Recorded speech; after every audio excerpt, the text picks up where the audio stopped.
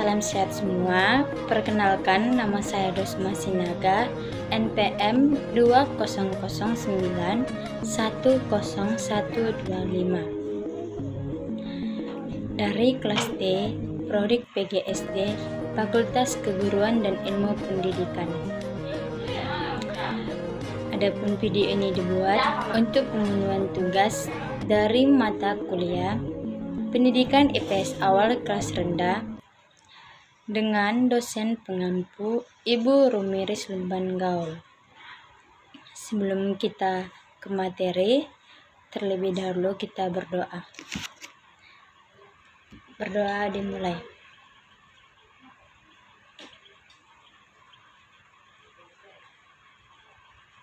Berdoa selesai. Anak-anak sekalian, biar anak-anak sekalian semakin semangat, mari kita bernyanyi dulu ya.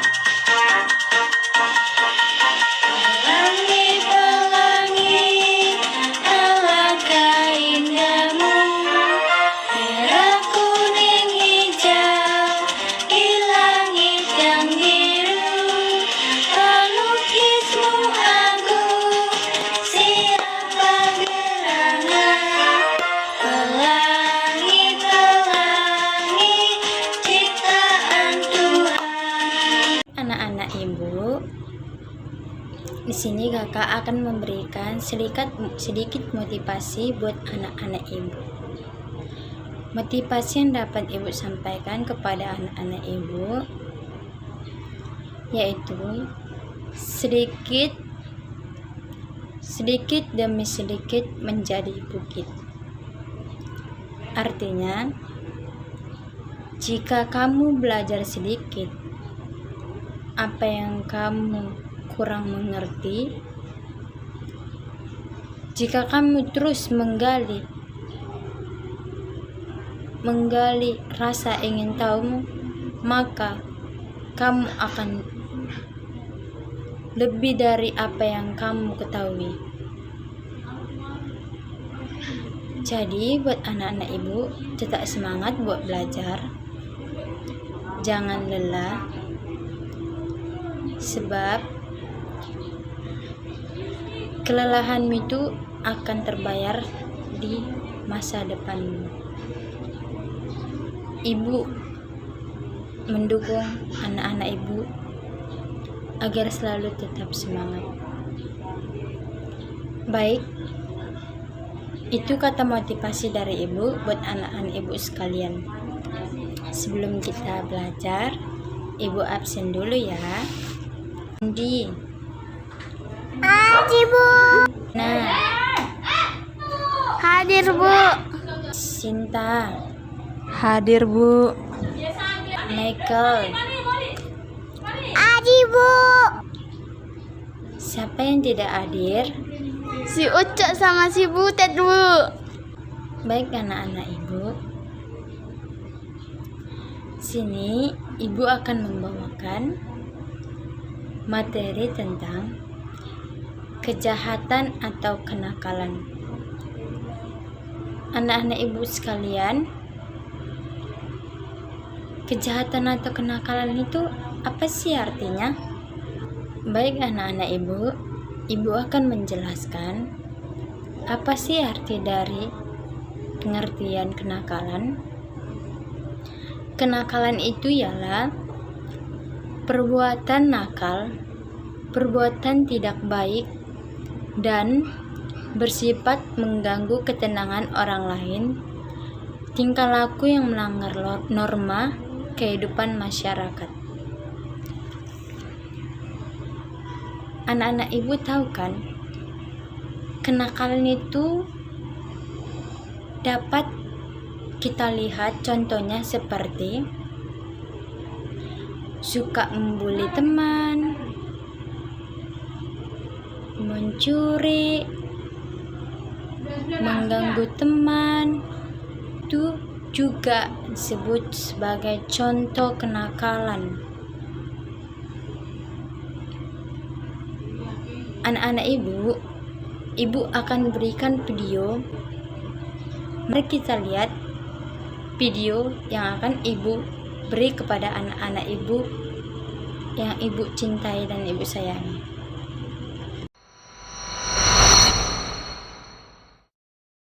Terlahir dengan kulit gelap membuat saya seringkali memaki Allah, menyalahkannya atas kehidupan yang saya terima, dan selalu berpikir bagaimana caranya saya bisa mati. Itu dulu, tapi berjalan sejak saya mulai mengerti dunia, mungkin sekitar umur 5 tahun, hingga saya duduk di bangku SMP kelas 2. Dulu orang-orang gemar memanggil saya dengan sebutan-sebutan yang menyakitkan. Padahal nama saya bagus dan diberikan oleh orang tua saya dengan penuh rasa bahagia. Hitam, kecap, gelap, burik, jelek, dan sebagainya. Semacam itulah panggilan yang disematkan untuk saya. Sedih, tapi apa boleh buat? Saya tidak bisa melarang mereka. Saya sering tidak punya teman, dijauhi hanya karena kulit saya gelap. Teman saya yang merasa dirinya cantik, dan saya akui memang iya. Dia menghasut teman-teman lain untuk tidak menemani saya. Saat itu terjadi, saya hanya tinggal di dalam rumah, bermain permainan yang saya ciptakan sendiri, ngomong sendiri. Kalau diingat-ingat, itu saya bagai sutradara yang menjalankan sebuah drama. Haha, lucu juga ya. Selain dijauhi teman di lingkungan rumah, saya juga sulit berteman di sekolah. Jangankan berteman, untuk mendapat perhatian dari sosok guru saja sulit sekali. Selain tidak menarik untuk dipandang, saya juga tidak pintar dalam berbagai mata pelajaran, walaupun sering masuk peringkat 10 besar. Ada satu guru yang sampai detik ini ekspresinya masih melekat di ingatan, yaitu guru SD saya, tapi tidak perlu diinfokan lebih detail ya kelas berapanya, demi menjaga nama baik beliau. Dulu, dia punya biskuit. Pada saat jam istirahat, dia membagikan biskuit itu satu persatu ke anak-anak perempuan yang notabene memang terlahir cantik. Saat saya tiba, beliau tidak ada keinginan untuk memberi biskuit itu. Ya, namanya juga anak-anak, suka latah. Saya minta satu ke beliau, sambil mengambil satu biskuit di tangannya. Beliau menunjukkan ekspresi jijik. Saya melihatnya dengan jelas. Saya mengerti, namun tetap saja saya memakan biskuit itu. Duh, bodohnya. Sampai akhirnya beliau pensiun. Lalu, beberapa tahun kemudian, dia kembali untuk silaturahmi. Saya pikir dia akan berubah, tapi saat saya salim kepadanya, ekspresi yang sama yang saya terima. Sehina itukah saya? Yeay, akhirnya saya lulus dan keterima sebagai murid peringkat 18 dari ratusan anak di salah satu SMP negeri. Bangga? Oh, ya jelas. Kehidupan baru, lingkungan baru, dan teman-teman baru. Namun, masalah masih sama. Dihina, dicaci, dan dijauhi. Ya Allah, salah apa hambamu ini? Kelas 2 SMP adalah masa terberat bagi saya. Sekalipun saya sudah merasakan dihina sejak kecil, tapi saat itu adalah pertama kalinya saya merasakan depresi hingga rasanya ingin mati. Sudah sering kali saya mengadu ke orang tua mengenai masalah di mana saya dihina berkali-kali, dipermalukan, dan dicaci maki hanya karena sesuatu yang tidak saya minta dari awal terlahir ke dunia ini. Tapi tanggapan mereka tidak ada yang membantu. Maklum, edukasi psikologi belum terkenal di masa itu. Seringkali setiap mandi saya membenturkan kepala saya ke tembok, berharap semudah itu saya bisa mati. Hingga bekasnya masih jelas sampai sekarang kalau saya sedang bercermin. Alhamdulillah, Allah menguatkan saya dengan kekuatan yang Dia berikan langsung ke dalam hati saya. Sedikit demi sedikit, Allah membukakan pikiran saya untuk belajar menerima dan bersyukur karena setiap manusia punya kelebihan dan kekurangannya masing-masing. Kehidupan saya lebih tenang saat naik kelas 3 SMP sampai SMA kelas 2.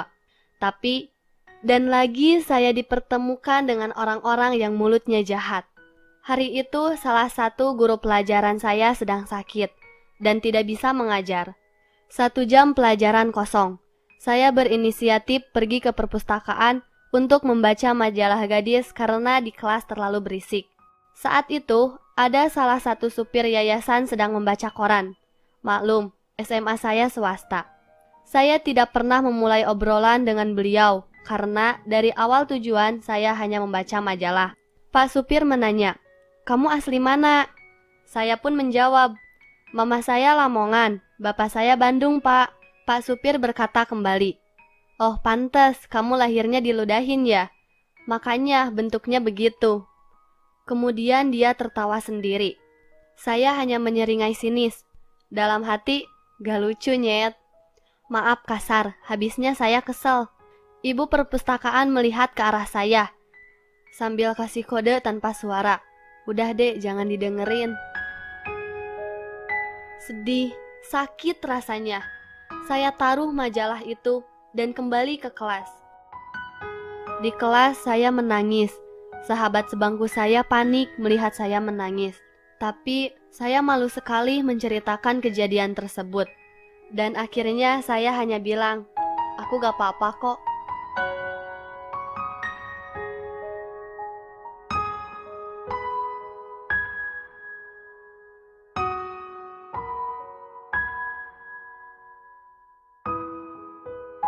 Adik-adik sekalian. Nah, anak-anak sekalian, sudah tahu kan? Jika membuli itu tidak ada artinya, tidak ada untungnya, malah merugikan. Jadi, ibu mau tanya kepada adik-adik sekalian, apa saja sih yang mengakibatkan terjadinya pembulian? Masalah pribadi, rasa iri, mencari perhatian. Nah, betul. Anak-anak ibu sangat pintar. Dan ibu juga mau bertanya kepada anak-anak ibu,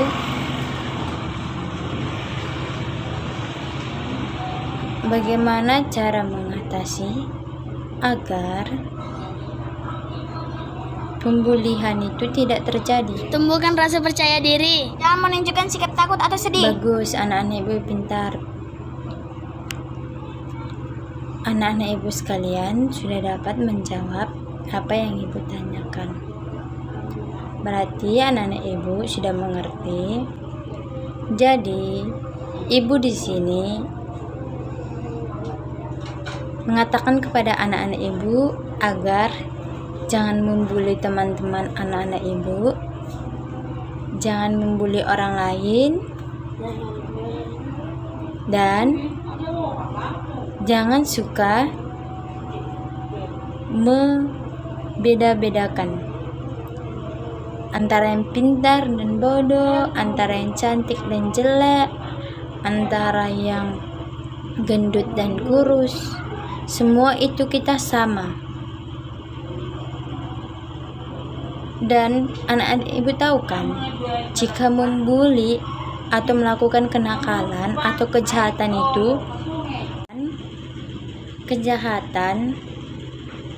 itu juga melanggar aturan, melanggar norma dan hukum dalam masyarakat. Dan di agama juga kan, kalau kejahatan dan kenakalan itu dilakukan, Tuhan marah kan? Jadi, anak-anak ibu sekalian, jangan pernah melakukan kenakalan, kejahatan, seperti yang ibu katakan tadi. Baik anak-anak ibu, terima kasih buat hari ini. Anak-anak ibu begitu semangat dan senang buat belajar. Ibu mengucapkan salam sehat, buat keluarga anak-anak ibu, dan salam sehat juga buat ibu.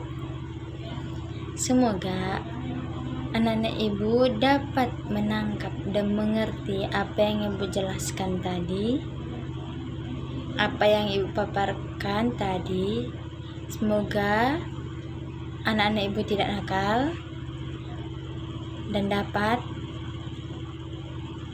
berguna buat bangsa dan negara. Sebelum mengakhiri pembelajaran kita hari ini, kita menyanyikan satu lagu, yaitu lagu Balon. Mari kita sama-sama bernyanyi. Ada 5 rupa-rupa warnanya, merah, kuning, kelabu, merah muda dan biru.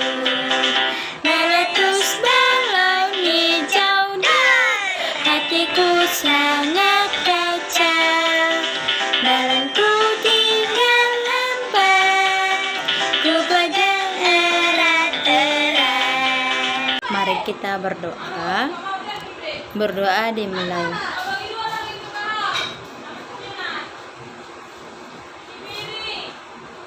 Berdoa selesai.